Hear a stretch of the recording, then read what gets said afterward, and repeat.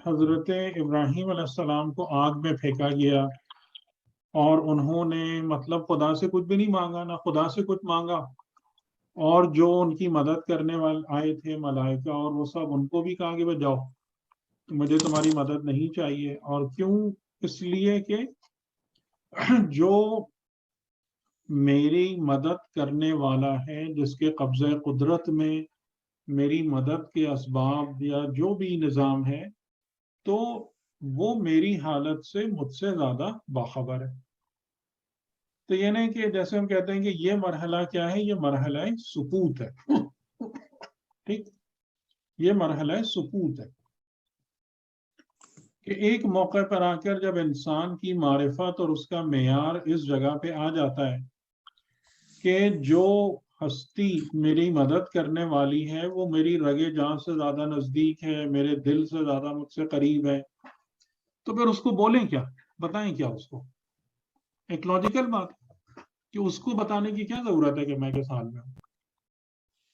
تو اس کے پھر لوگ یعنی اس طریقے سے سوالات پوچھنا شروع ہو جاتے ہیں کہ پھر یعنی اس کا مطلب کیا ہے کہ ہم اگر کہیں کہ جی بس اللہ ہی مجھے بچائے گا تو پھر تو اللہ نہیں بچاتا، پھر تو وسیلے بھی چاہیے ہوتے ہیں، واسطے بھی چاہیے ہوتے ہیں، اور یہ سب چیزیں، یہ تو ہم مطلب یہ تو کوئی پریکٹیکل بات نہیں ہے۔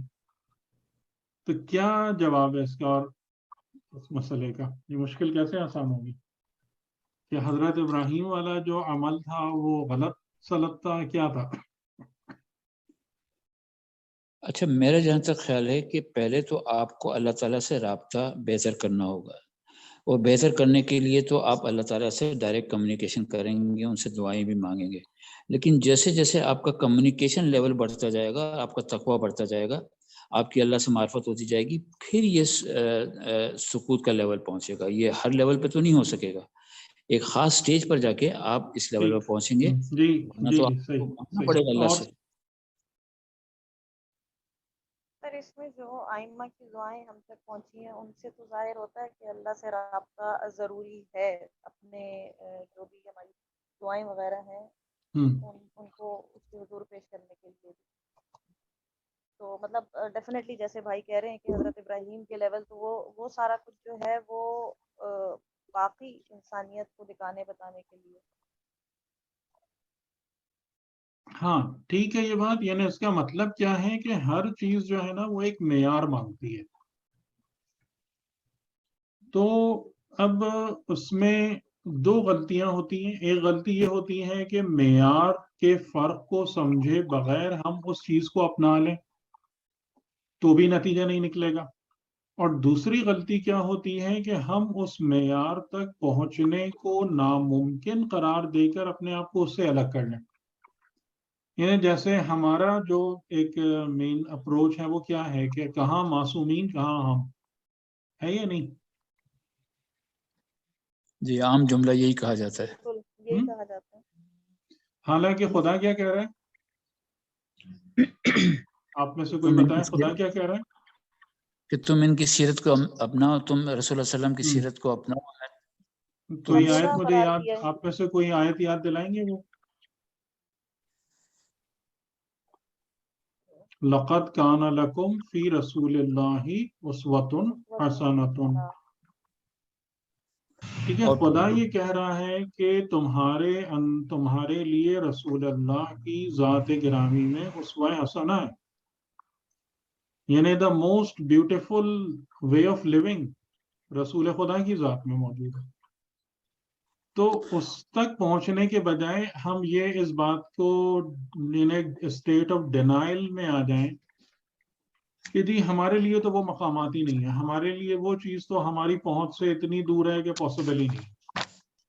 ٹھیک ہے، تو یہ اس بارے میں دو غلطیاں سرزد ہوتی ہیں ہم سے کہ معیار کے فرق کو جانے بغیر ہم اس کی نقل شروع کر دیں، یا اس بات کا ہی انکار کر دیں کہ وہ سب کچھ بھی ہمارے لیے، اس معیار تک پہنچنا ہمارے لیے میسر ہے۔ ٹھیک، تو یہی اسٹرگل ہے ہماری زندگی کی، کہ یعنی کس بات کی اسٹرگل ہے کہ ہم اپنے آپ کو رسولوں اور ائمہ علیہم السلام کے معیار سے قریب تر کرتے چلے جائیں، اس سے نزدیک تر ہوتے جائیں. ٹھیک، یہ ہمارا اصل آبجیکٹو ہونا چاہیے آف لائف. یہ بات واضح ہو رہی ہے کہ کوئی اس سے اختلاف تو نہیں ہے؟ جی سر، جیسے سر کہتے ہیں کہ دعا جو ہے وہ بلند مانگنی چاہیے، صحیح ہم نہیں کر سکتے لیکن ہمیں دعا تو یہی کرنی چاہیے کہ ہمیں ان جیسا بنا دے. اور بالکل. دعا کریں گے تو خدا کر بھی لے گا اگر تڑپ ہوگی. نہیں تو کسی نہ کسی اس سے قربت تو پیدا ہوگی نا، کہیں نہ کہیں تو پہنچیں گے. جی سر. اور اگر بالکل ہی چھوڑ چھاڑ کے بیٹھ جائیں گے تو پھر تو بالکل ایسا کچھ ہی بھی ہے. نہیں ملنا.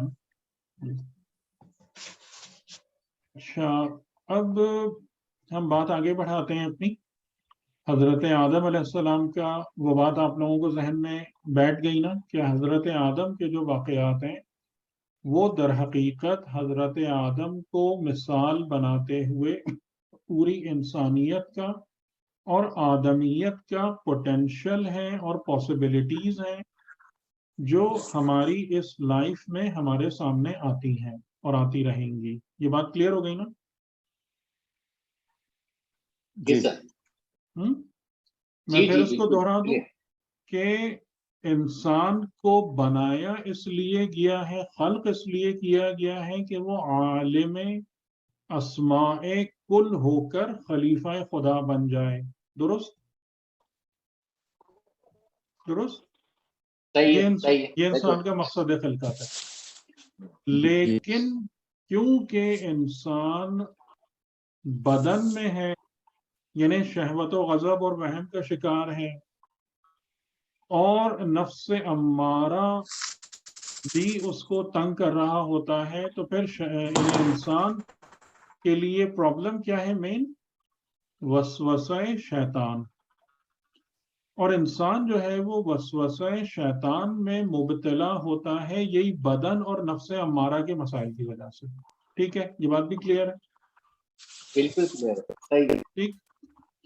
پوائنٹ نمبر 3 کہ جب انسان شیطان کے وسوسوں کا شکار ہوتا ہے تو وہاں پر بھی ایکسپیکٹیشن یہ ہے کہ تم اپنے علم اور عقل کی بنیاد پر شیطان کے وسوسوں کو ڈینائی کرو گے، اس کا زہر، اس کا ڈنک نکال لو گے. ٹھیک ہے، شیطان تو تم پر تیر پھینکنے سے باز نہیں آئے گا کبھی بھی، لیکن تمہارے پاس تمہارے ایمان اور تقوی اور ان کی وجہ سے اتنی پروٹیکشن ہونی چاہیے، یا بلکہ اس سے بھی پہلے علم اور عقل کی وجہ سے، کیونکہ عقل انسان کی رہنمائی حق کی طرف کرتی ہے ہمیشہ، کہ تمہاری عقل اور علم اور فطری ہدایت کی بنیاد پر تم اس قابل ہو کہ تم شیطان کے اثرات کو ریپیل کر سکو. لیکن اگر تم پھر بھی شیطان کے وسوسے میں مبتلا ہو کر معصیت خدا کر بیٹھو تو پھر فوراً توبہ اور استغفار کے رستے کی طرف پلٹو. اس میں دیر نہیں کرنا، اس میں حجت نہیں کرنا، اس میں ڈیلے نہیں ہونا چاہیے، ورنہ پھر خطرہ بڑھتا چلا جائے گا. یہ بات بھی ٹھیک ہے؟ جی سر. ٹھیک. تو یہاں تک اگر یہ 3 چیزیں ہیں، یعنی علم اسماء اور خلیفہ خدا ہونا، امین الہی ہونا، پھر بدن اور نفس امارہ کی وجہ سے شیاطین کے وسوسوں کا شکار ہونا، معصیت کر بیٹھنا لیکن فوراً توبہ اور استغفار کو بروئے کار لانا، یہاں تک ہے آدم. ٹھیک ہے، یہ بات آپ لوگ اچھے طریقے سے ذہن میں رکھیں اور نوٹ کر لیں. لیکن اس کے آگے بڑھ کر جو اپنی شہوت کی اتباع کرنے لگے وہ ہے حیوان، اور جس پر اس کا غضب غالب آ جائے وہ ہے شیطان.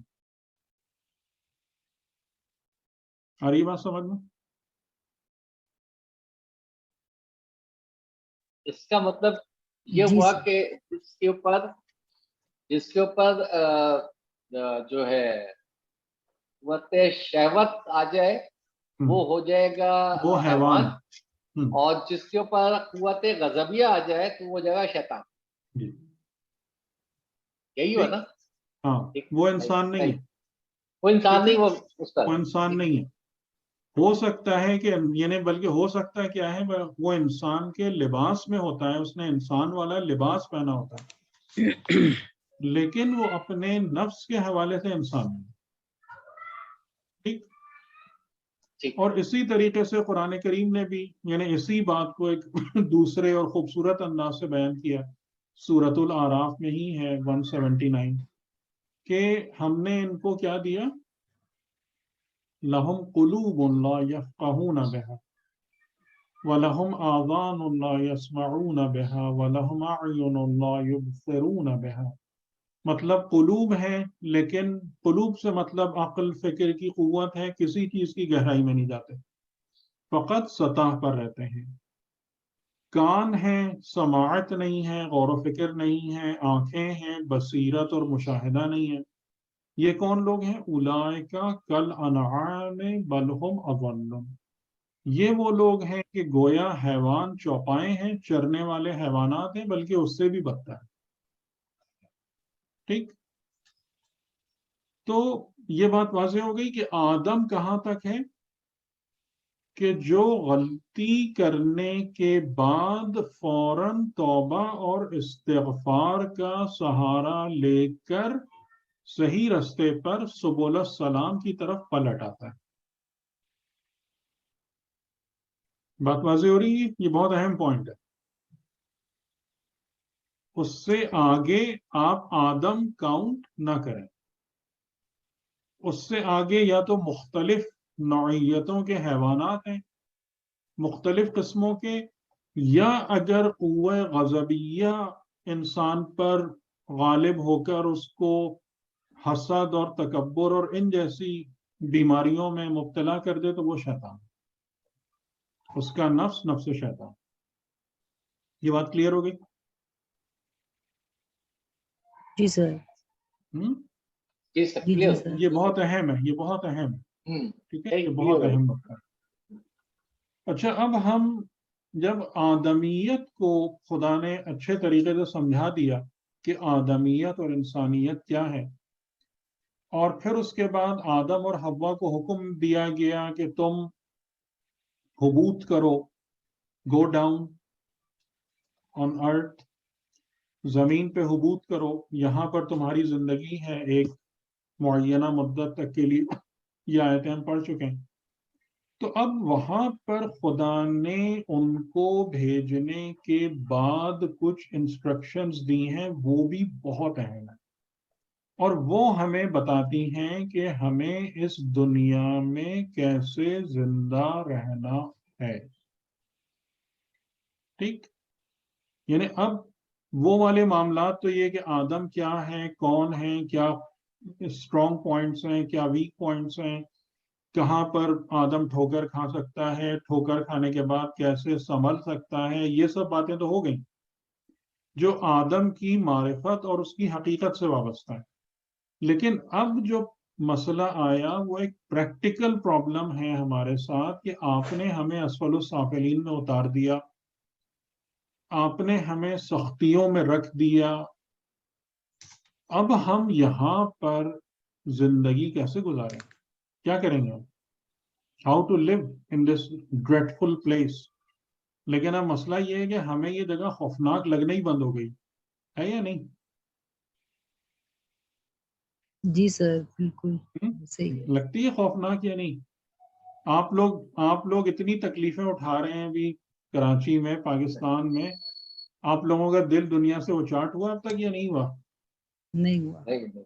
نہیں ہوا نا. نہیں ہوا. نہیں ہوا.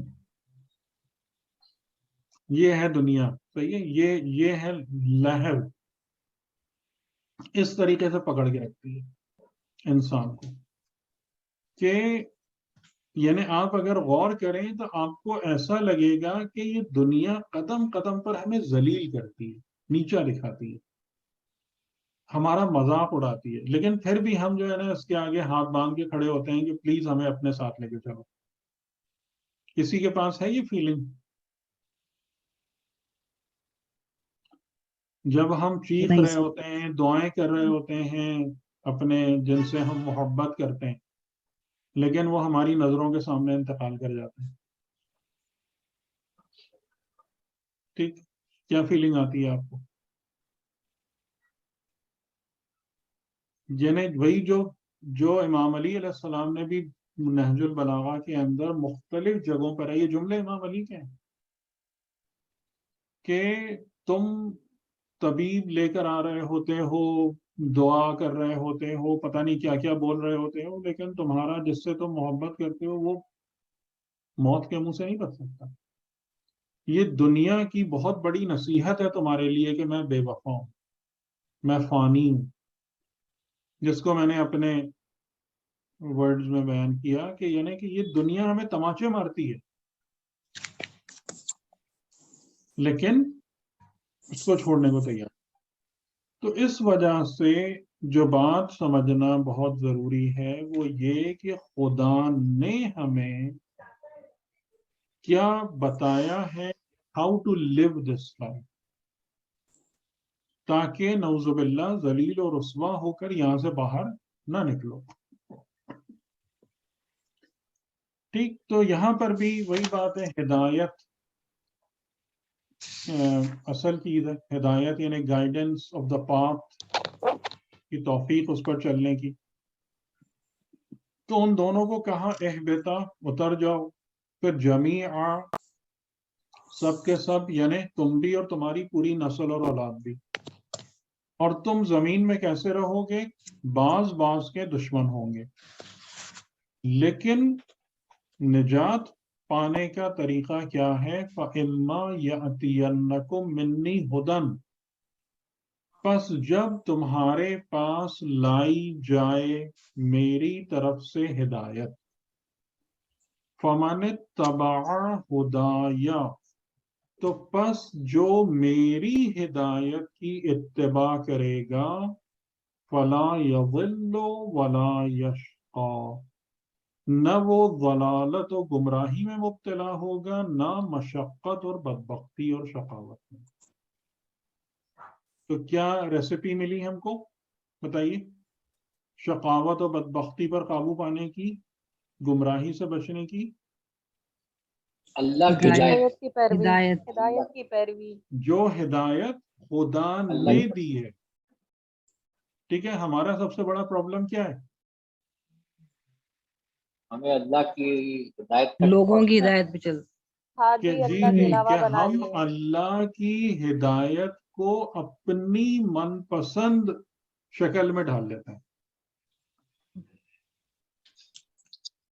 صبغۃ اللہ، صبغۃ اللہ کا کیا معنی ہے؟ اللہ کا رنگ. اللہ کا رنگ. یہ آیت کہاں پر ہے؟ سورہ بقرہ میں. صبغۃ اللہ ومن احسن من اللہ صبغہ، اور اللہ کے رنگ سے زیادہ خوبصورت رنگ کس کا ہے؟ تو ہم وہ جو خدا نے پانی دیا ہے نا ہمیں ہدایت کا، آب ہدایت، اس میں ہم اپنے رنگ ڈال دیتے ہیں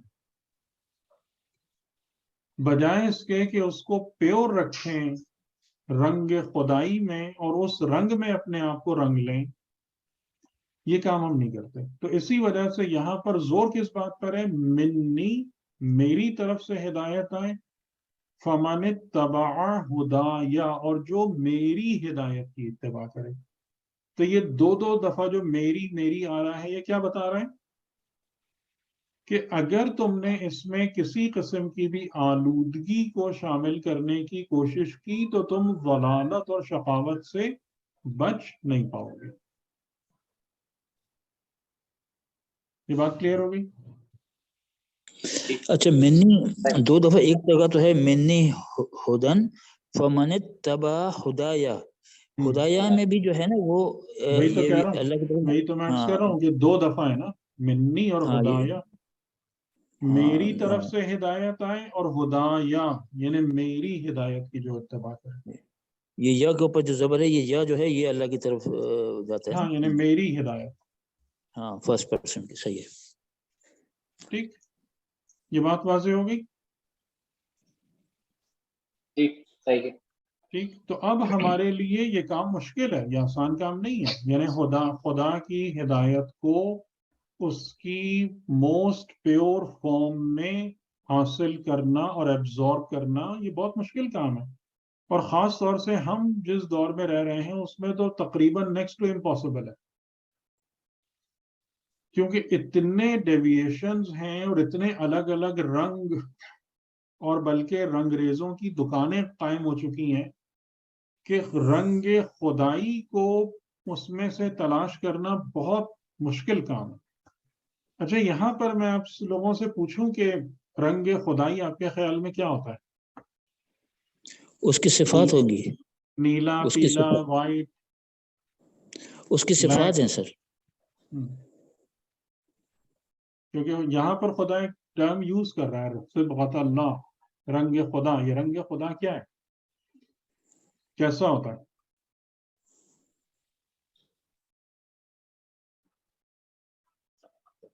اس کی صفات کو نہیں، اللہ سے کی تشبیہ نہیں صفات جو دیں. ہے، صفات جو ہے اس کو.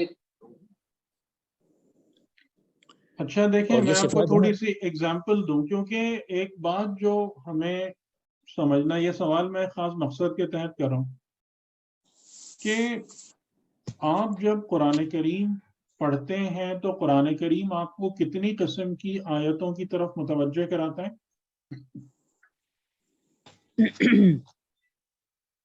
بتائیں. سر کچھ آیات ایسی ہیں جس میں آیت الہی، جس میں ہمیں پرانے قصے اور اس طرح کی ہوتی ہے. آیات کچھ ہوتی ہیں کہ وہ عمل کی طرف دعوت دیتی ہیں. انبیاء قصے تذکیر کہلاتے ہیں، اور 3 طرح کی ہوتی ہیں ویسے. جی چلیں، اور کوئی بتائیں. آیات، قرآن کریم ہمیں کتنی آیتوں کی طرف متوجہ کرتا ہے، کتنی قسم کی آیتوں کی طرف؟ اچھا، ہمیں جو ہے نا ایک پہلے جو ہے نا وہ اللہ تنبیہی تعالیٰ، آیات ہیں، کچھ آیات تنبیہی ہیں، کچھ بشارت دینے والی ہیں. یہ جو قصوں وغیرہ کا ذکر ہو رہا ہے اس میں سے بھی ظاہر ہے بعض اوقات خبری کا پہلو نکل رہا ہے، بعض اوقات تنبیہ کا پہلو نکل رہا ہے. احکام ہیں، کچھ متشابہات ہیں، کچھ محکمات ہیں. صحیح. جی رضوان بھائی، آپ کچھ حکمت کی جی باتیں ہیں. جی رضوان بھائی. اچھا، اس میں پہلے جو اللہ تعالیٰ اپنی معرفت کروا رہا ہے، اپنی معرفت کے بعد پھر وہ جو ہے نا وہ قانون بتا رہا ہے کہ میرا جو ہے قانون کیا ہے. نہیں، میں یہ نہیں پوچھ رہا، میں یہ پوچھ رہا ہوں آیات کتنے قسم کی آیات کی طرف قرآن آپ کو متوجہ کراتا ہے، تو آپ اسی کو بیان کر رہے ہیں؟ ہاں، میں اسی کو بیان کر رہا ہوں. اچھا ٹھیک. کچھ آیتیں اللہ تعالیٰ کی معرفت کروا رہی ہیں، کچھ آیتیں اللہ تعالیٰ کا قانون بیان کر رہی ہیں، اور پھر کچھ آیتیں جو ہے نا وہ یہ بتا رہی ہیں کہ اس کے قانون پر جو عمل کرے گا اس کا کیا رزلٹ ہوگا، جو واقعات کی صورت میں ہے، اور جو اس کے اوپر عمل نہیں کرے گا اس کا کیا رزلٹ ہوگا. اچھا دیکھیں، یہاں پر میرے ذہن میں جو تھا وہ تھوڑا سا ڈفرینٹ تھا کہ قرآن کریم ہم کو 3 قسم کی آیات کی نشاندہی کراتا ہے. ایک آیات تدوینی ہے. تدوینی کا کیا مطلب ہے کہ یعنی پورا قرآن جو ہم پر ایک کتابی شکل میں ہمیں دیا گیا یا کتاب کی صورت میں ہم پر نازل کیا گیا. ٹھیک ہے، یہ پورا، اس کو کیا کہیں گے آپ؟ آیات تدوینی. یہ مدون ہے، کمپائلڈ بک کی فارم میں یہ آیات الہیہ آپ کے ہاتھوں میں دی گئی ہیں. اس میں وہ تمام چیزیں موجود ہیں جو آپ لوگ بیان فرما رہے ہیں. ٹھیک ہے، یہ آیات تدوینی. اس کے بعد ہے آیات آفاقی و تکوینی، یعنی وہ نشانیاں جو کہاں پر پائی جاتی ہیں؟ یونیورس میں، کائنات میں، نیچرل ورلڈ میں. اور تیسرے مرحلے پر ہیں آیات انفسی، وہ آیات خداوندی جو آپ کے اپنے نفوس میں پائی جاتی ہیں. ٹھیک، بالکل صحیح، ماشاء اللہ. ٹھیک ہے، یہ بات سمجھ میں آ گئی. تو جی آپ سر، لوگ جی جو بتا رہے تھے نا وہ آیات تدوینی میں کس قسم کی آیتیں ہیں وہ بتا رہے تھے. جی سر. لیکن یہ کہ خدا نے جن آیات کی طرف آپ کو متوجہ کرایا ہے تو وہ آیات آفاقی ہیں، آیات انفسی ہیں، اور آیات تدوینی ہیں. اور تینوں کا ون ٹو ون کورسپونڈنس بھی ہے نا کہ اگر جس کے اندر یعنی کہ آپ جب تک تینوں کو بیک وقت مطالعہ نہیں کریں گے کامل معرفت تک اور ہدایت تک نہیں پہنچیں گے. تینوں کو یعنی سب ضروری سے ہے. زیادہ ہدایت یافتہ انسان کون ہے؟ جو تینوں قسم کی آیتوں کا مطالعہ کرنے اور ان کو کمبائن کرنے کے لائق ہوتا ہے. ہاں جو تینوں کو کمبائن کرے، ورنہ اللہ تعالیٰ کی جو آفاقی آیتیں اس پہ بھی غور کرے تو اس کو کچھ حقیقت، کافی حقیقت مل سکتی ہے، اور انفس میں بھی غور کرے تب بھی اس کو حقیقت مل سکتی ہے. کیونکہ بہت سارے لوگ تو وہ قرآن کی آیتوں کو پڑھ ہی نہیں سکتے اور نہ سمجھ سکتے ہیں. تو اللہ نے ہدایت کا سلسلہ اس طرح سے بھی رکھا ہے کہ وہ انفس میں غور کرے یا آفاق میں غور کرے اس کو ہدایت مل سکتی ہے. لیکن جو تینوں میں غور کرے گا پھر ظاہر ہے اس کی بات ہی کچھ اور ہے. کہ یعنی یہاں پر جو بات ہے وہ یہ کہ منی ہدن، کہ میری طرف سے جو ہدایت آ رہی ہے، اور پس جو میری ہدایت کی اتباع کرے گا وہ گمراہ اور شقی نہیں ہوگا. تو یہاں پر ہدایت میں کیا مطلب ہے؟ کتاب قدرت. یعنی کہ اگر آپ کتاب کی بات کرتے ہیں تو ایک کتاب قرآن ہے، ایک کتاب عالم ہے، کتاب جس پر خدا نے اپنے دست قدرت سے لکھا ہے اپنی نشانیوں کو، یہ کتاب آفاق ہے. اور ایک کتاب آپ کی کتاب نفس ہے. ٹھیک؟ تو ہدایت آپ کے پاس جو آ رہی ہے خدا کی طرف سے وہ ان تینوں آیتوں کے ذریعے سے آ رہی ہے. اور ان تینوں کو سمجھنے میں اور ان کو کمبائن کرنے میں میجر رول کس چیز کا ہے؟ انسان کی عقل کا. درست؟ ٹھیک. کہ اگر عقل سلامت نہ ہو، اگر عقل وہم و شہوت و غضب سے متاثر ہو جائے تو جتنی بھی آیتیں ہمارے سامنے لائی جائیں گی ہم کبھی بھی درست نتیجہ نہیں دے پائیں گے. ٹھیک ہے؟ یہ بات سمجھ میں آ رہی؟ ٹھیک ہے. اور اسی چیز کو ہم کیا کہتے ہیں؟ طہارت نفس، تزکیہ نفس. تو تزکیہ نفس کا مطلب کیا ہے؟ کہ آپ کی عقل پاک رہے، آپ کی عقل پولیوٹ نہ ہو، وہم و شہوت و غضب آپ کی قوہ فکری پر غلبہ نہ پا سکیں. ورنہ آپ جیسے امام کاظم علیہ السلام فرما رہے ہیں کہ اگر تمہارا باطنی پیغمبر خود ہی گمراہ ہو جائے تو جو خدا نے خارج میں پیغمبر رکھا ہے کبھی بھی اس کی تصدیق کرنے کے لائق نہیں ہوگا. اس کی بات اس کو سمجھ میں نہیں آئی. یعنی جن پیغمبران کو خدا نے دنیا میں بھیجا ہے ان پیغمبران کی گفتگو اور پیغام اور ہدایت کو صحیح طور سے سمجھنے کے لیے لازم ہے کہ میرا پیغمبر باطن یعنی میری عقل سلامت ہو اور باطہارت ہو. ٹھیک؟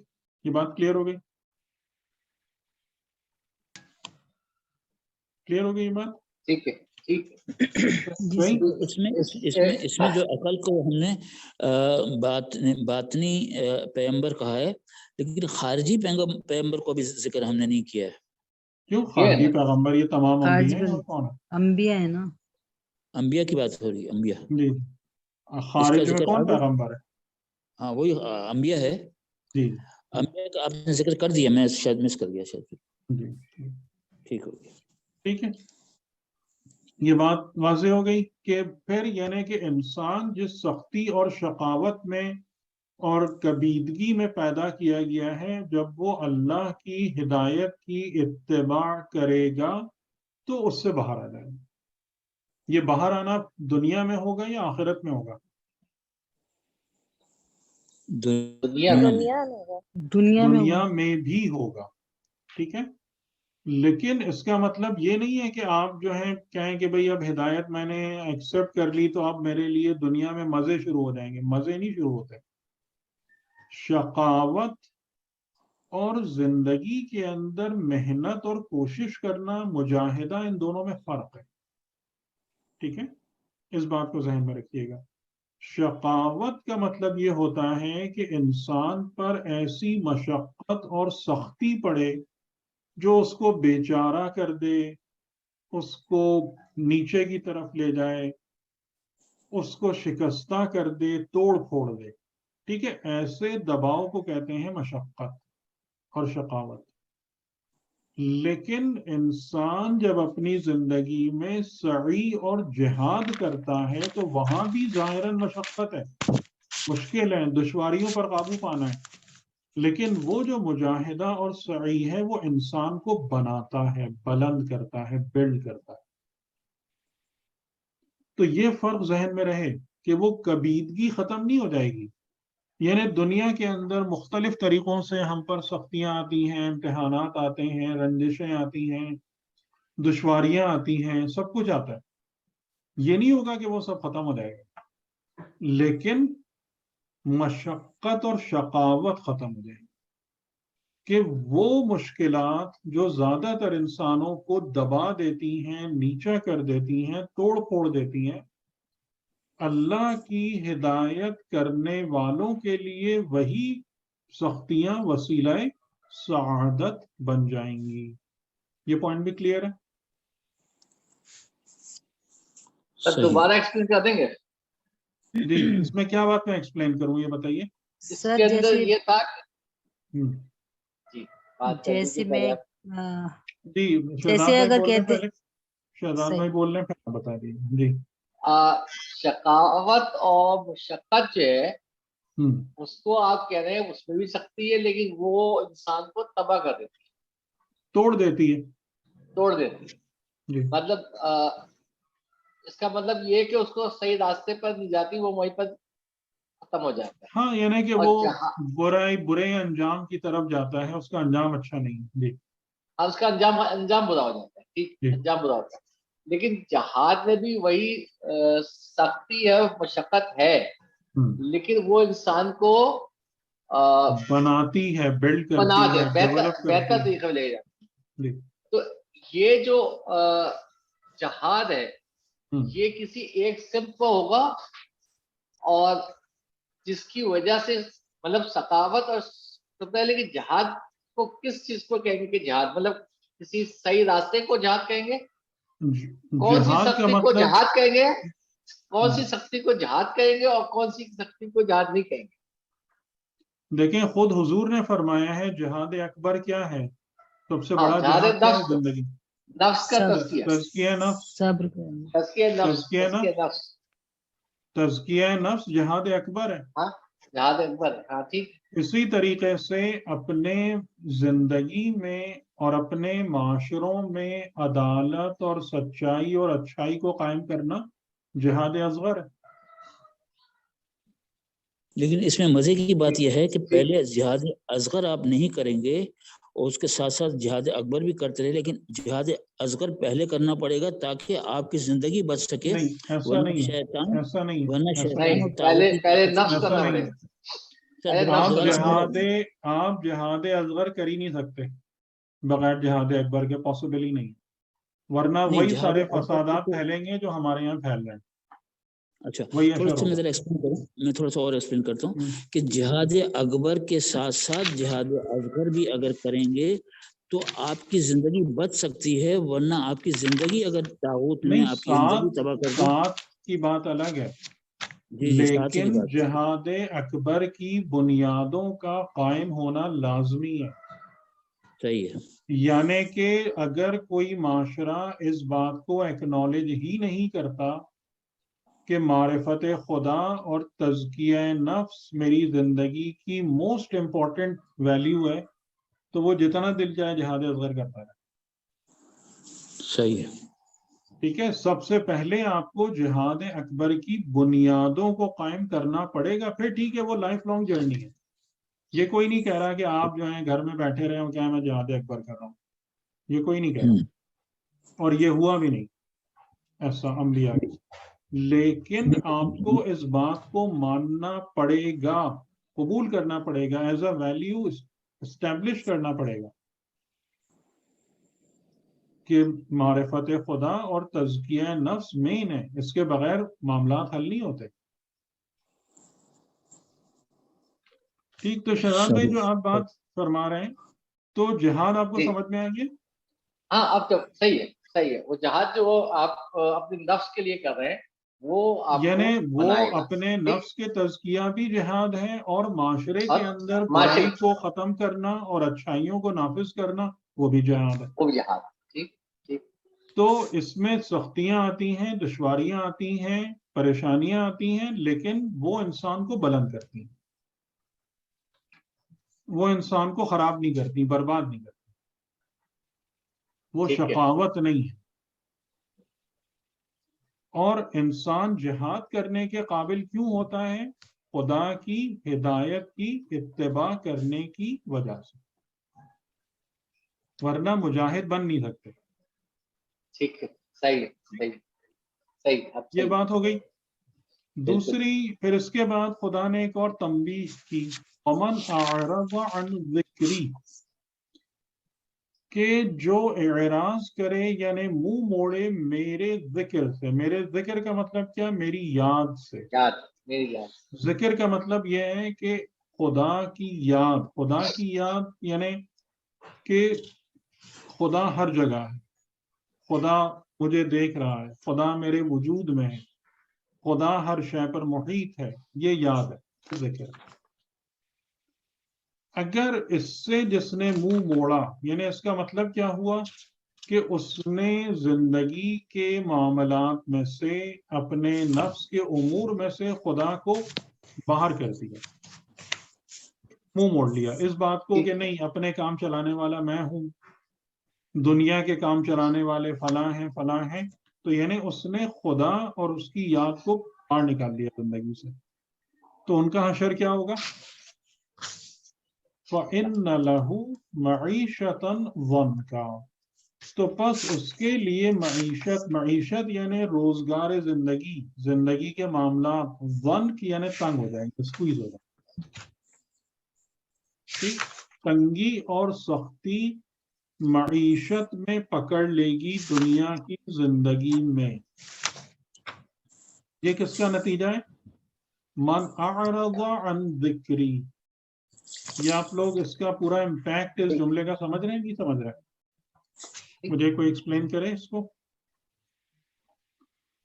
اس کا مطلب یہ ہوا نا کہ جس نے اللہ کو اپنی زندگی سے نکال دیا، اس کے لیے جو زندگی گزارنا ہے وہ ہی مشکل ہو جائے گا. دنیا کی زندگی سخت ہو جائے گی، سخت ہو جائے گی. دنیا کی زندگی سخت ہو جائے گی. تو خدا کو اپنی زندگی سے نکالنے کا مطلب ہم تو یہ سمجھتے ہیں نا کہ بھئی ہم تو بہت مسلمان ہیں فلاں ہیں، اور یہ سارے کے سارے کام تو کافر مشرک کر رہے ہیں. نہیں ہے. مطلب وہ جو یاد کا مطلب دوسرا ہے. مطلب یاد کا مطلب صرف تصویر پڑھنا تھوڑی ہے. یاد کا مطلب ہے پورے وجود کے ساتھ یاد رکھنا. یعنی دیکھیں ابھی آپ اس کو پچھلی آیت سے ملائیں تو ذکر کا مطلب کیا ہوگا؟ ذکر کا مطلب نصیحت ہوگا. نصیحت. ذکر کا مطلب یہ ہوگا کہ خدا کی ہدایت کی اتباع کرنا اور اس پر متوجہ رہنا. یعنی اس میں جو ذکر ایڈ ہو رہا ہے تو مطلب یہ ہے کہ ہم جب خدا کی ہدایت کی اتباع کرتے ہیں تو اس میں ہمیں بہت زیادہ واچفل ہونے کی ضرورت ہوتی ہی نہیں ہوتی. نگران ہونے کی، مراقب ہونے کی ضرورت پڑتی ہی نہیں پڑتی. تو آپ اس پر نگراں کب رہیں گے؟ جب وہ یاد آپ کے دماغ میں باقی ہوگی. یعنی جیسے ہم اپنی نمازوں میں ادھر ادھر کیوں نکل جاتے ہیں؟ تو کیا کچھ اور یاد آ رہا ہوتا ہے. ٹھیک ہے. تو اس کا یعنی اس کا مطلب کیا ہے کہ خدا کا ذکر ہمارے اندر موجود نہیں ہے. کہ اگر وہ ذکر ہمارے اندر موجود ہوتا تو نماز میں سوائے اس کے اور کوئی یاد نہیں آتا. ٹھیک. تو یہ مطلب ہے کہ یعنی ذکر خدا پر واچفل ہونا یعنی ہدایت الہی کی اتباع کرنا اور اس پر متوجہ ہونا، متوجہ رہنا. کہ میں صحیح کر رہا ہوں یا نہیں کر رہا, یا میں کہاں کہاں ڈیویٹ کر رہا ہوں, کہاں کہاں بھٹک رہا ہوں. یہ ذکر ہے حقیقتاً, اور یہ ہمارے سامنے موجود ہے. اور دیکھیں یہاں پر ایک بات اور بھی ہے, آپ لوگ مجھے تھوڑا سا اس بارے میں بتائیں کہ آپ ایگری کرتے ہیں کہ نہیں کرتے. پہلے سوال ایک, آپ کے خیال میں انسانوں کو اگر ہم ڈیوائیڈ کر سکتے ہیں تو کن بنیادوں پہ کر سکتے ہیں؟ یعنی جیسے ہم مسلمان ہیں, وہ ہندو ہیں, وہ عیسائی ہیں, وہ یہودی ہیں, ایک جنرل ڈویژن یہی ہے نا انسانوں میں, عقیدے اور دین اور مذہب کی بنیاد پر. دو طرح سے ڈیوائیڈ کر سکتے ہیں, حق کو ایکسیپٹ کرنے والے اور حق کو جھٹلانے والے. ہاں لیکن پھر حق کو ڈیفائن کرنا پڑے گا آپ کو, ٹھیک ہے ہم جی, دوسرے, حق کی ڈیفینیشن. پھر حق کو ڈیفائن کرنا پڑے گا کہ حق کیا ہے. ڈاکٹر خود بہت مشکل چیز ہے, ہم کیونکہ آج کل کے دور میں خود بہت مشکل چیز ہے, ہر شخص کا حق الگ الگ ہو گیا. یعنی دیکھیں میں آپ کو تھوڑا سا اس کو ذرا سا آسان کر دوں کہ لوگوں کی ڈویژن ان کی ریلیجس, سیکٹیرین, نیشنل ایفیلیشنز کی بنا پر, یا لوگوں کی ڈویژن ان کی صفات کی بنا پر. صفات کی بنا پر. کون سی ڈویژن آپ کے خیال میں خدا کی نظر میں ویلیو رکھتی ہے اور آخرت میں ایگزسٹ کرے گی؟ صفات کی بنا پر. صفات کی بنا پر. صفات کی بنا. ٹھیک, تو اس کا مطلب یہ ہے کہ جہاں جہاں پر بھی عرفاء ہیں, عرفاء کا مطلب کیا ہے کہ جو حق کے مشاہدے میں, حق سے تعلق رکھنے میں دلچسپی رکھے, وہ عارف باللہ ہے یا عارف حق ہے. تو دنیا میں جہاں جہاں بھی عرفاء ہیں جو یہ صفت اپنے اندر رکھتے ہیں, وہ سب تھوڑے فرق کے ساتھ, گریڈیشن کے ساتھ ایک بریکٹ میں آئیں گے. ٹھیک, اسی طریقے سے جہاں جہاں پر حکماء ہیں, عقلاء ہیں, وہ اکراس دا بورڈ تمام ریلیجنز اور نیشنز میں وہ ایک بریکٹ میں آئیں گے. مطلب اس سے فرق نہیں پڑتا کہ وہ انسان جو ہے وہ آج کے دور میں تھا یا آج سے 2000 سال پہلے تھا, وہ ظاہراً ہندو تھا یا کرسچن تھا یا فلاں تھا, یا اس سے فرق نہیں پڑتا. اہل معرفت, اہل حکمت, اہل دیانت, اہل صفا, یہ پاسبل ہے یہ ڈویژن اس طرح سے, یہ نہیں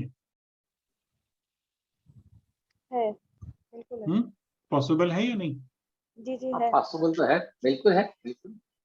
ٹھیک, تو یہ ایک بالکل آپ کے پرسپیکٹو کو بدل دیتی ہے. اگر آپ اس بات کے قائل ہوتے ہیں تو پھر ہمارا جو لوگوں کو دیکھنے کا پرسپیکٹو ہے وہ چینج ہو جاتا ہے. ٹھیک ہے, پھر وہ والی جو ٹیگنگ اور لیبلنگ ہوتی ہے کہ جو ظاہری ایفیلیشنز کی وجہ سے آ رہی ہوتی ہے, فرقوں کی وجہ سے آ رہی ہوتی ہے, وہ تمام کی تمام چیزیں ختم ہو جاتی ہیں.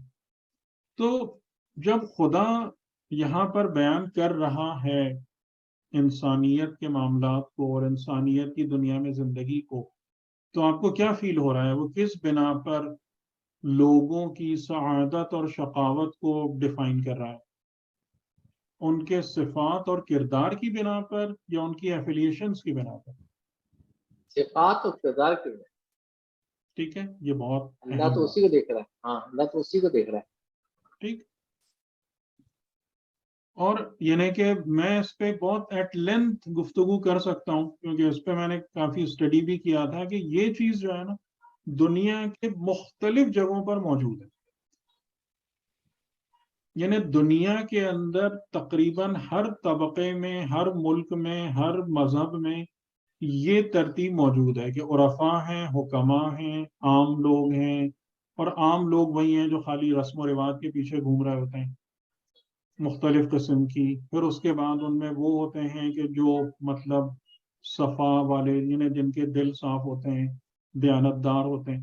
یہ والی تقسیم جو ہے نا یہ دنیا میں ہر جگہ پہ موجود ہے. تو وہ آپس میں کنیکٹ ہوں گے. ٹھیک ہے, وہ آپس میں کنیکٹ ہوں گے. تو دنیا کی زندگی سخت ہو جائے گی، اور کیا ہوگا؟ نحشرہ یوم القیامت اعما، اور ہم اس کو محشور کریں گے یوم قیامت اعما یعنی اندھا، نابینا۔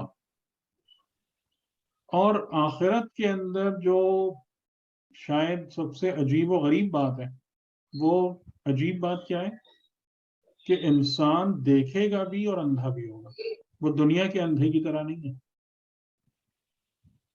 ٹھیک ہے؟ اچھا، اب وہ کیا فریاد کرے گا؟ قال ربی لما حشرتنی اعما، وہ کہے گا کہ اے میرے رب مجھے اندھا کیوں محشور کیا؟ وقد کنت بصیرا، جبکہ میں بصیرت والا تھا، بہت، یعنی بصیر کا مطلب بہت اچھے طریقے سے دیکھنے والا تھا، میری نظر بڑی تیز تھی، ٹھیک؟ اب آپ مجھے بتائیں کہ وہ کیوں اندھا ہے؟ کیونکہ اس دنیا میں اس نے وہ حقیقت کو نہیں پہچان سکا جو اللہ تعالیٰ اس کو پہچاننا چاہتا تھا۔ ہدایت، ٹھیک ہے، اب وہ بات وہیں پر آ گئی جو ابھی ہم کر رہے تھے نا، قالا، اس سے کہا جائے گا کذالک، گویا ایسا ہی ہے، یعنی گویا ایسا ہی ہے کا مطلب کیا ہے کہ تم دنیا میں تمہارے پاس بصارت و بصیرت تھی، لیکن تم آخرت میں اندھے محشور ہو، ایسا ہی ہے۔ کیوں؟ اتت کا آیاتنا، ابھی ہم آیات کی بات کر رہے تھے نا، دیکھیں فوکس کس پر آیا؟ ہماری آیات۔ اور اب مجھے بتائیں آیتیں کتنے قسم کی ہیں جو خدا نے بھیجی ہیں؟ 3 قسم کی۔ تدبینی، تکوینی و آفاقی، اور ذاتی اور انفسی، ٹھیک؟ یعنی خدا نے فقط ایک قسم کی آیت نہیں بھیجی ہمارے لیے۔ آیت کا مطلب کیا ہوتا ہے؟ علامت۔ علامت کا معنی یہ ہوتا ہے کہ وہ نشان جو آپ کو اصل اور حقیقت کی طرف رہنمائی کرے، ٹھیک؟ تو 3 قسم کی چیزیں ہیں، 3 قسم کی نوعیت کی آیتیں ہیں جو خدا نے ہمارے لیے رکھی ہیں۔ تو اب خدا کیا کہے گا؟ کیوں اندھے ہو گئے آنکھ رکھنے کے باوجود؟ کہ میری آیتیں تمہارے پاس آئی تھیں تو تم نے کیا کیا ان کے ساتھ؟ بھلایا ان کو، فنسیتہا، تم نے ان کو نسیان کے سپرد کر دیا۔ نسیان کا مطلب کیا ہوتا ہے؟ بھلانا، لیکن بھلا دے۔ اب مجھے آپ سے بھلانے کی ڈیفینیشن پوچھنی پڑے گی کہ آپ کی نظر میں بھلانا کس کو کہتے ہیں؟ نظر انداز کرنا، جی، نظر انداز کرنا۔ صحیح ہے۔ اور اس کے لیے جو پراپر ورڈ ہے خود قرآن کریم میں بھی یوز ہوا ہے۔ نسیان کس کے ساتھ جڑتا ہے؟ کس بیماری کے ساتھ جڑتا ہے؟ جی، عقل کی کمی، غفلت، غفلت، ٹھیک ہے۔ تو غفلت کا مطلب یہ ہوتا ہے کہ جو چیز آپ کے سامنے رکھی ہوئی ہو اور آپ اس کو نہ دیکھیں۔ میں اسی لیے آپ کو بھلانے کی ڈیفینیشن آپ سے پوچھ رہا تھا۔ میری آیتیں تمہارے ہاتھ میں تھیں، تمہارے اندر تھیں، تمہارے وجود میں تھیں، لیکن اس کے باوجود تم ان کی طرف دیکھنے پر تیار نہیں ہوئے۔ یہ ہے نسیان، ٹھیک؟ نسیان کا مطلب یہ نہیں کہ سبق یاد کر کے بھول گئے، اس کو نسیان نہیں کہتے۔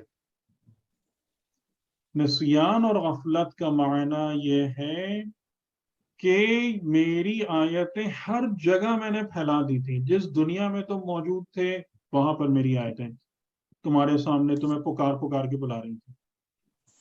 جو کتاب تم پڑھتے ہو، اگر تم مسلمان ہو یا عیسائی، ہر ایک کے پاس ایک کتاب ہے، اس میں میری آیتیں موجود، اور اگر تم کو ان 2 میں سے کچھ بھی نہیں ملا تو تمہاری اپنی ذات میں میری آیتیں موجود تھیں، لیکن تم ان میں سے کسی کی طرف توجہ کرنے پر تیار نہیں ہوئے۔ تو نتیجہ کیا نکلا؟ وَكَذَلِكَ الْيَوْمَ تُنْسَى، اور اسی طریقے سے اس یوم یعنی یوم آخرت میں تم بھی بھلا دیے گئے ہو، تم کو بھی نسیان کے سپرد کر دیا ہے۔ تو بہت گہری معرفت ہے اس آیت میں اس طرف نہیں جاتا، یعنی کہ جیسے تم نے میری آیتوں کو غفلت و نسیان کے سپرد کر دیا، تو اسی طریقے سے آج تمہارا وجود بھی نسیان والا ہو گیا، یعنی خدا کے فوکس میں نہیں ہو تم، اور جو خدا کے فوکس میں نہیں ہے وہ ظاہر ہے اس کی زندگی خراب ہے۔ وہ کیا ہے کہ اس کی آنکھیں ہیں لیکن نظر کچھ نہیں آ رہا اس کو، یا کچھ ہے اور حقیقت نہیں دکھ رہی۔ ٹھیک ہے، بات واضح ہو گئی؟ صحیح، جی جی۔ تو اصل زور کہاں پر آ رہا ہے ہدایت میں؟ آیات خداوندی کا مطالعہ اور معرفت، ٹھیک۔ اور اس کے مقابلے میں ہم نے جو سارا کا سارا ہدایت کس چیز کو بنا لیا ہے؟ تقریر، تحریر، شاعری، جذباتیت، ٹھیک ہے۔ میں کیونکہ ظاہر ہے کہ میری ذمہ داری ہے کہ آپ کے سامنے سچ بات رکھوں، تو ان میں سے کوئی چیز بھی ہدایت نہیں بنتی، ٹھیک ہے۔ ہدایت کے اندر بعض اوقات یہ چیزیں ہیلپ ضرور کرتی ہیں، متوجہ ضرور کرتی ہیں، لیکن ہدایت آپ کو حقیقتاً اس وقت ہوگی جب آپ کے اندر تزکیہ موجود ہوگا، اور جب آپ کی عقل سالم ہوگی اور آیات خداوندی کو فراموش نہیں کرے گی بلکہ اس کا کما حقہ مطالعہ کرنے کی سعی اور مجاہدہ کرے گی، ٹھیک۔ بات کو آج یہاں تک روکتے ہیں، پھر اگلی دفعہ جو سورہ آراف میں بنی آدم کا ذکر ہے وہ کر کے پھر ہم حضرت آدم والے قصے کو ختم کریں گے انشاءاللہ۔ جی، اس کو ہم وہ پہلی آیت جو ہم نے اقرا پر کی تھی یہ جا کے اس سے جوڑ رہی ہے۔ اقرا یعنی وہ اللہ کی آیت کو پڑھنا، جو ہمارے مقدمہ میں تھا قرآن کا، اس کے اندر یہی باتیں ہم نے کی تھی کہ اقرا سے مطلب کیا ہے اور کیا پڑھنا ہے۔ کہ اقرا کو ہم نے ڈیفائن کیا تھا آپ سے پہلے شروع کے لیکچر میں، پہلے مقدمے میں، ٹھیک ہے نا۔ اور اسی بنا پر جو لوگ بھی آیات خداوندی کو مطالعے پر آتے ہیں ان کو کیا چیز ملتی ہے؟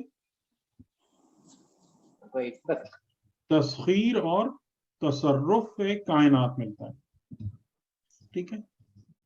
یہ آیات الہیہ کا مطالعہ، ان کو جذب کرنا، ان پر عمل کرنا، یہی چیز ہے جو انسان کو دنیا اور آخرت میں بلند کرتی ہے۔ تو ہم مسلمان، آپ نے غور کیا ہے نا، عرصے سے کس کام سے دور ہو گئے ہیں؟ ہم ظاہری عبادات، رسم و رواج، شعر و شاعری، ان سب میں تو بہت آگے ہیں۔ کس جگہ پہ ہم موجود نہیں ہیں؟ آیات الہیہ کے مطالعے کے میدان میں موجود نہیں، ٹھیک ہے۔ نہ ہمارے پاس تدوینی آیات کا پراپر مطالعہ ہے، نہ تکوینی آیات کا مطالعہ ہے، نہ انفسی آیات کا مطالعہ ہے۔ بتائیں صحیح کہہ رہا ہوں غلط کہہ رہا ہوں؟ جی بالکل صحیح، بالکل صحیح۔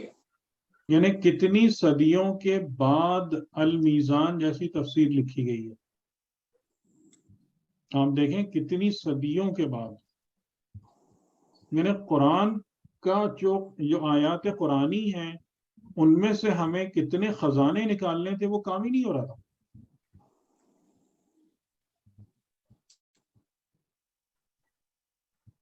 اور اس کو بھی جیسے آیت اللہ جوادی عاملی نے کئی دفعہ یہ جملہ استعمال کیا ہے المیزان کے بارے میں، کہ وہاں پر علامہ طباطبائی کی جو مثال ہے تفسیر قرآن کے حوالے سے، وہ پھول چننے والے کی نہیں ہے، بلکہ پھول اگانے والے اور باغبان کی سی ہے. فرق سمجھ میں آ رہا ہے؟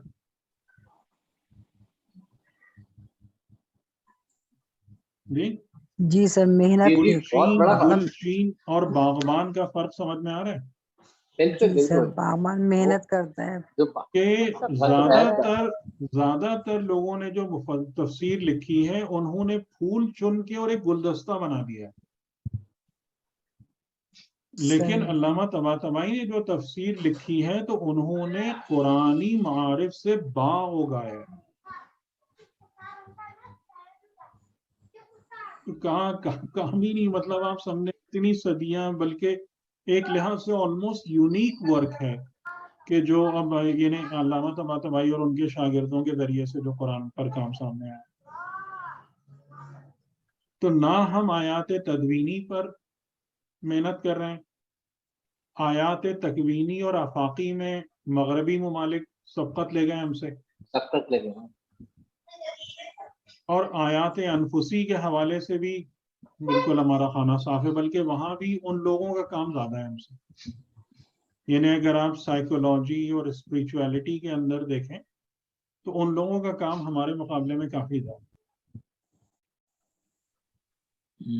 صحیح ہے. تو ہم جو ہے نا وہ بس بیٹھ کے اور اپنے عظیم ماضی کی تعریفیں کرتے رہتے ہیں اور روشن مستقبل کے خواب دیکھتے رہتے ہیں. بزرگی کیسے ملے گی؟ آیات خدا کے ذریعے سے ملے گی. کلیئر ہو گئی یہ بات؟ جی بالکل کلیئر، بالکل کلیئر.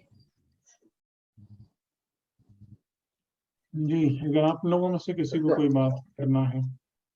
اچھا میں ایک بات یہاں پہ واضح کر دوں کہ دیکھیں جو بات بھی ہم بیان کر رہے ہیں وہ ہم اپنی تحقیق اور مطالعے سے بیان کرتے ہیں، لیکن میری طرف سے کوئی زبردستی کسی پر بھی نہیں ہے کہ وہ اس کو مانے. آپ کا عقل، آپ کی تحقیق، آپ کا دل، آپ کا قلب گواہی دے تو آپ ان سب باتوں کو قبول کریں، ورنہ آپ اس پر اعتراض اور تنقید کرنے کا حق محفوظ رکھتے ہیں. انشاءاللہ میں اس کا جواب دوں گا. ٹھیک ہے؟ یہ جتنی بھی گفتگو ہے یہ بجبر و اکراہ نہیں ہے. نہیں سر، اس میں جب تو ہو ہی سکتا، کیونکہ اگر جب ہوتا تو کوئی آتا ہی نہیں، پارٹیسپیٹ ہی نہیں ہوتا. سیدھی سی بات ہے، آتے ہیں تو اس کا مطلب یہ کہ کچھ ہے.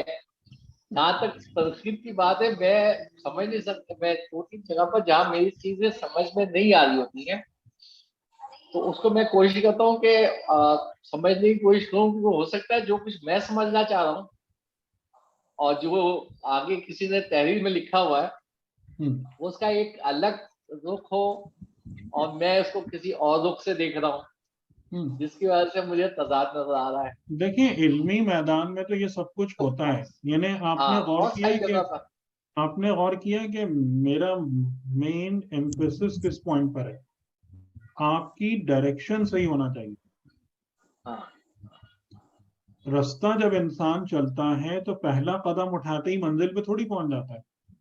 وہ تو خیر ہفتہ چلے. یعنی کہ جب امام علی علیہ السلام جیسی شخصیت یہ فرمائے آہ من بعد السفر وقلت الزاد، کہ آہ سفر کتنا طویل ہے اور زادرہ کتنا کم ہے، تو اس کا مطلب ہے کہ یہ جرنی تو انفینٹ ہوا نا پھر. تو یہ مطلب کوئی بھی نہیں کہہ رہا کہ آپ نے آج یہ کیا اور آپ جو ہے جناب پتہ نہیں کیا بن گئے، یہ کوئی بھی نہیں کہہ رہا. لیکن اصل مسئلہ یہ ہے کہ بندہ خدا ڈائریکشن تو صحیح لو. یعنی جیسے علماء بیان کرتے ہیں، آئی تھنک آیت اللہ خامنئی نے بھی اپنے کسی اس میں کتاب میں یہ لکھا ہے کہ آپ کے سامنے 2 بسیں کھڑی ہوئی ہیں. ایک بس جو ہے وہ مثال کے طور پر پرانی ہے، اس کی سیٹیں اچھی نہیں ہیں، اس میں آپ کو لگ رہا ہے کہ جناب اس میں زحمت میں پڑوں گا بس میں بیٹھ کے. اور دوسری بس بڑی ایئر کنڈیشن اور نرم سیٹوں والی. لیکن جو سختی والی بس ہے وہ جا رہی ہے آپ کی منزل کی طرف، اور جو آرام دہ بس ہے وہ جا رہی ہے الٹی طرف. آپ کہیں نہیں بھائی یہ تو مجھے جو ہے نا اچھی نہیں لگ رہی ہے، بس تو بڑی پرانی سی ہے اور اس میں تو زحمت میں تو اس میں بیٹھ جاتا ہوں. کیا حال ہونا ہے پھر؟ دل پہ تو نہیں پہنچ سکیں گے. یعنی ہمارا یہی نہیں ہے کہ ہم نے کہا بھائی یہ جو ہے نا یہ ساری چیزیں خدا نے جو دین دیا ہے نا یہ پتہ نہیں کہاں مصیبت میں پھنسا دیا ہے, یہ کرو وہ کرو, چین سے بیٹھنے ہی نہیں دیتا اللہ, اپنی مرضی سے کچھ کرنے ہی نہیں دیتا. یہ والی سواری جو ہے نا یہ بڑی سختی والی. ایسے کچھ نہیں پوچھنا پڑتا. ہاں تو یہ جو ہے نا وہ جو آرام دہ کشن والی اور مزیدار سواری کے بعد یہ کر لو, 2-4 کام کرو, جنت تمہارے انتظار میں, اس کے بعد دنیا میں بھی لگے رہو. وہ جو یعنی جس نعوذ باللہ جس امام کو ہم مان رہے ہیں وہ ہم پر نہ حرام و حلال کی پابندی لگاتے ہیں, نہ ہم سے یہ مطالبہ کرتے ہیں کہ اللہ کے بندے بنو, نہ ہم سے یہ مطالبہ کرتے ہیں اخلاق و کردار درست کرو. وہ ہم سے صرف اتنا چاہتے ہیں جی میری مجلس کر لو اور بس ختم. تو میں اس لگژری ایئر کنڈیشن بس میں بیٹھوں گا یا اس مشکل والی سواری میں بیٹھوں گا؟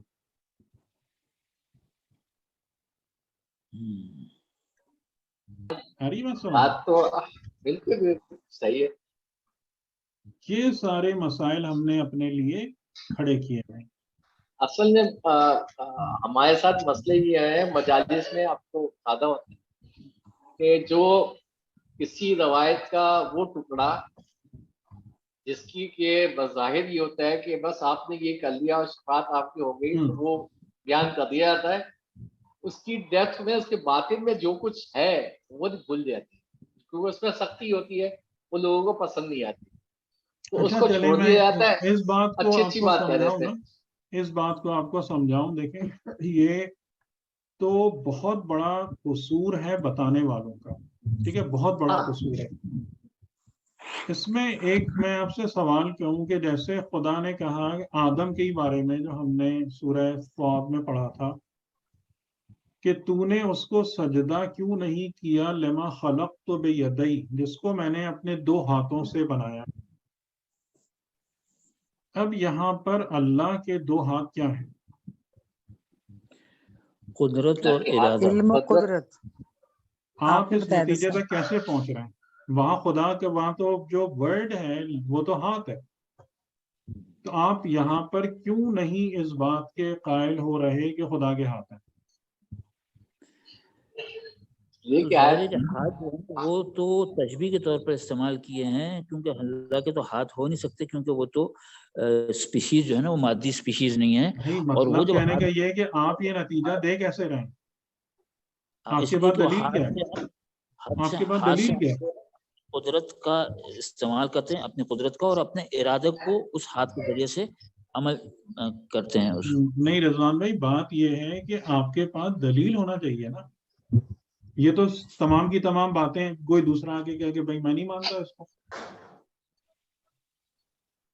خدا نے کئی دفعہ جگہ ہاتھ اور پیر ید اللہ مغلولتن کہ یہودی کہتے ہیں اللہ کے ہاتھ بندھے ہوئے, اس کے جواب میں خدا کہتا ہے نہیں, خدا کے ہاتھ پھیلے ہوئے وسیع.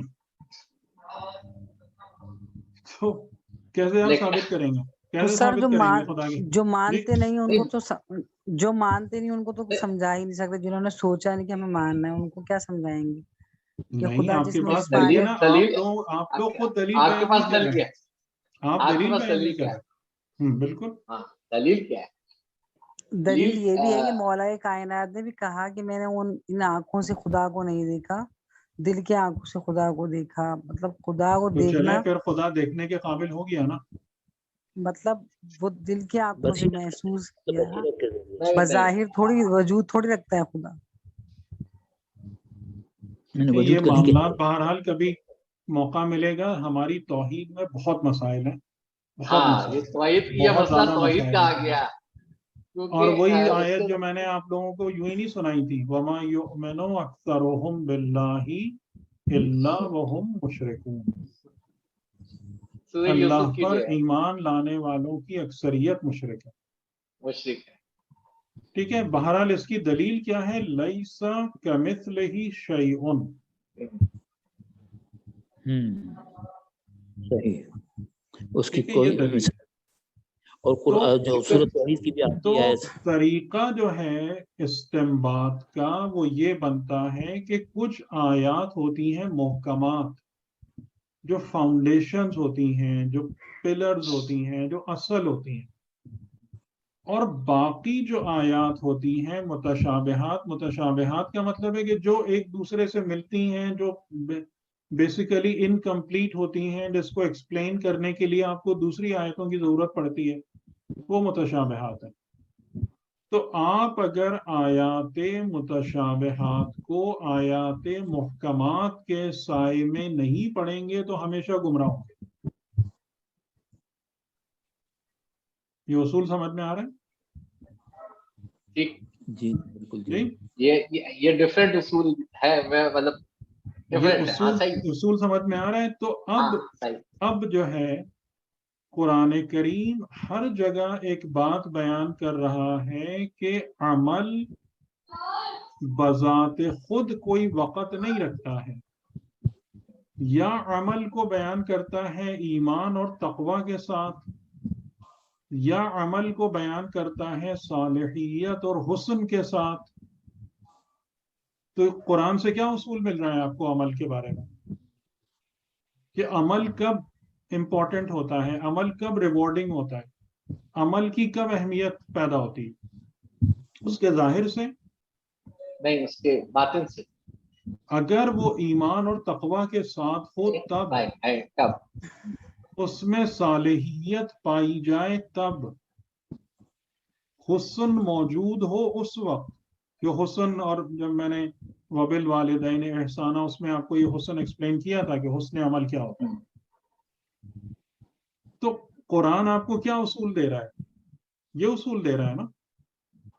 اگر آپ کو کوئی روایت ملتی ہے کہ جس میں یہ جملہ موجود ہے کہ تم فلاں کام کرو، یعنی مثال کے طور پر گریہ امام حسین علیہ السلام کا یہ اجر ہے، تو آپ اس روایت کو اس اصل قرآنی کے انڈر میں پڑھیں گے یا اس سے ہٹا کے پڑھیں گے؟ جیسا میں نے ابھی آپ کو مثال دی کہ اگر آپ جو اصل قرآنی ہے لیس کمثلہ شیء یا اور اس قسم کی دوسری آیتیں، ان کو آپ کنسیڈر نہیں کریں گے تو آپ کو خدا کے ہاتھ پاؤں کا قائل ہونا پڑے گا، کیونکہ وہ تو آپ کے محض دعوے ہیں کہ خدا یوں نہیں ہو سکتا، یوں نہیں ہو سکتا. دلیل کیا ہے؟ آ رہی ہے بات سمجھ میں؟ جی سر. تو یہ اصل پرابلم ہے، اور یہ بتانے والوں کا قصور ہے کہ بھئی جب قرآن کریم کہیں بھی یہ بات نہیں کر رہا ہے کہ تم یہ کام کرو. آپ مجھے آیتیں نکال کے بتائیں کہ جن آیتوں میں یہ موجود ہے کہ تم یہ کام کرو تم کو یہ ثواب مل جائے گا. نہیں، آپ مجھے ایسی آیتیں نکال کے بتائیں قرآن سے. تو پھر جب تک آپ آیات محکمات کو نہیں سمجھیں گے اور آیات محکمات کے سائے میں دیگر آیتوں اور احادیث کا مطالعہ نہیں کریں گے، ہمیشہ اسی قسم کے نتائج کہ وجہ اللہ کا مطلب پھر خدا کا چہرہ نکل آئے گا، ید اللہ خدا، پورا خدا کی باڈی مکمل ہو جائے گی آپ کے پاس. صحیح؟ یہ اصول ہے معرفت کا. اور اسی بنا پر سورہ آل عمران میں ہے کہ آیات محکمات اور آیات متشابہات. اور لوگ کہاں فتنہ کھڑا کرتے ہیں بتائیں؟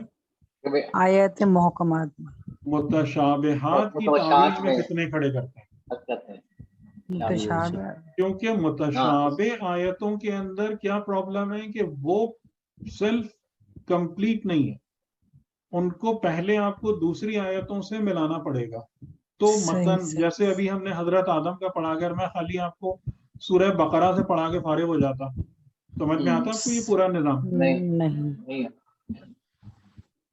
یہ متشابہ ہیں کہ یہ ایک دوسرے سے کمپلیمنٹری ہیں. آپ کو پورے لائک پیسز آف پزل ان کو جوڑنا پڑے گا، پھر تصویر آپ کے سامنے آئے گی. پھر اس تصویر کو آپ کس روشنی میں دیکھیں گے؟